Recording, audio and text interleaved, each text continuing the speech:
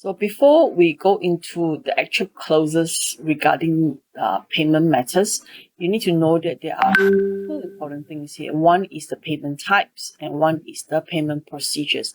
So we are focusing more on the contract between the service provider, which is the contractor, the builder, with the client. So when it comes to payment to contractor, there are few types of payment. Okay, advance payment, we don't do it very often anymore. It is there. It is some sort like a money that was given to the contractor. It may apply to some projects still, but most likely is no, because this type of projects, this sort of advance payment method now can be quite you do have contractors who are not serious about the work, and they end up taking advance payment and then they just go disappearing, So these are in the older days, you see. So, but of course there are, like I said, there's some contract, if it's a special government contract, they may allow some form of advance payment, or they may work out with the bank, the client may work out with the bank that to give some form of letter to the bank guarantee the payment to the contractor, and then the contractor can use that letter to borrow some money, as financing for the projects, but it doesn't come from the client anymore. So these are in the older days, kind of thing, when we want to build up the industry, when we want to build up more contractors, we may have this sort of advance payment.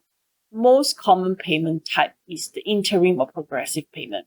So this one here is like a regular basis, the contractor, we pay the contractor, because contractors are the service provider. They have to come out with the material, they have to buy, they have to engage people to work, they have to bring in machineries. Actually, when the work progresses, and then as the work progresses, we need to pay the service provider or the contractor. So the client will pay according to the value of work that has been done, which is as according to what is stated in the BQs or in the schedules of payment. And in this interim payment, a lot of time we also will ask, we will also ask the contractor to submit financial S-curve, you see, and also we will ask them to submit the schedules of payment, the expected payment, which is related to the progress of work together, like both of these things together submitted so the client can arrange their timing for payment and all that. I'm going to be using the words contract administrator, because it can be an SO, superintendent officers in the contract. It can be the architect, it can be the engineers, it depending on who drafts the that standard form. So JKR like to use SO, superintending officers, client and contractor, whereby the BM,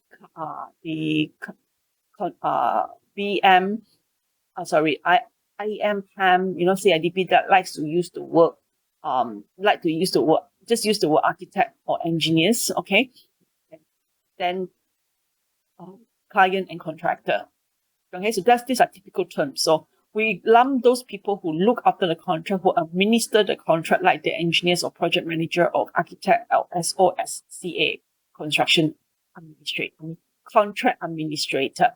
Okay, so depending on the type of contract that you have, let's say if a BQ contract or lump sums, or you can have a cost plus contract, you need to pay the contractor regularly. So this payment is could be monthly, it could be as when necessary, as when meet the minimum amount that are required for the payment to be made. There is a terms in every contract that if a payment is less than certain amount, 50,000 ga, 30,000 ga, you don't pay people a little bit of money. So they will refuse payment if you don't meet the minimum amount. It is also a way to make sure that when the contractor asks for payment, it means that a substantial portion of the work is done. So you don't want them to claim a little bit, and end up they're claiming a lot, you see.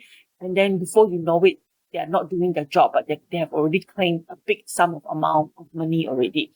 So interim and progressive payment, we think of it as an installment, on progress of work. Okay. And we also think of it as proportion that is based on the work value done, and you pay the contractor accordingly.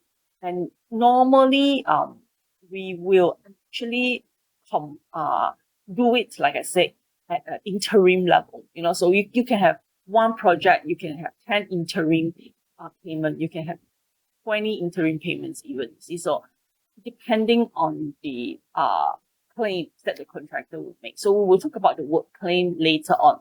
So interim payment, is that like a installment payment, or is like, but there's no fixed installment, you see, so it will be based on the progress of work. Then we will also have penultimate. So penultimate, and what is the difference between penultimate and normal, like progressive payment? Penultimate is the one that is after, it will always be associated with CPC, Certificate of Practical Completion. So once you issue CPC, that means your project is already at a practical completion. You can issue payment, and we call that payment not anymore an interim payment, but a penultimate payment. So penultimate payment is pending ultimate. Final completion after DLP, deferred liability period, will be associated with final payment, but practical completion will be associated with penultimate payment. And in penultimate payment, you will be giving back the contractor. You'll be giving back the contractor half of the retention sum. Normally, half of the retention sum is 5% of the contract sum. So the client will keep the money. The client will keep the money over the period of time. As the claim is ongoing, as they pay, they will still, let's say they have done 500,000 worth of work. So they basically, the client will keep some money from that every payment, 10% of that payment, up to 5% of the contract sum. It's a normal practice, you see. So when we do that, okay, so every payment you pay, you don't pay full, you pay 95, you pay 90%, 90%, 90%. And then when this 10%, 10%, they kumpo, and the sum actually reach 5% of the final contract sum, we don't take more than 5% of the final contract sum. So this 5% of the contract sum is called retention sum. So upon penultimate payment, you will be paying up to 2.5%, half of it.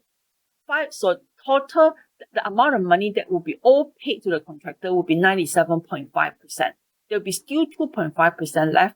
And in some circumstances, there may be other things like BO and all that not sorted out yet at that point in time. There are some very, very, clients who are not very professionals. They may leave a lot of things towards the end. So there may be some money that, not exactly 97.5. You see, they may be only pay up to 95, 90% even, in penultimate payment, and then left everything else to the final payment, which is not professional, and it's not supposed to be that way. It's not supposed to be that way. I mean, if it's done that way and the contractor is not complaining, then something is very wrong with the contractor also, you see.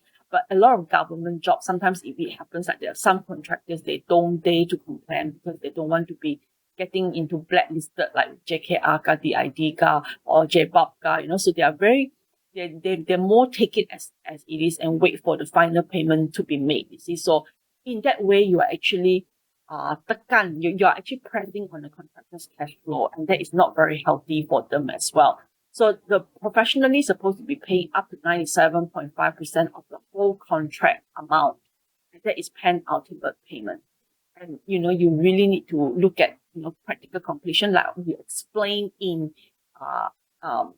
time lecture, practical completion. So what considered as practical completion, and this claim will be associated with that practical completion, and the amount of work that is supposed to be done should be 97.5, and the payment should also be 97.5. Okay, and so the after this penultimate, there's no more payment anymore. No more payment anymore until final payment.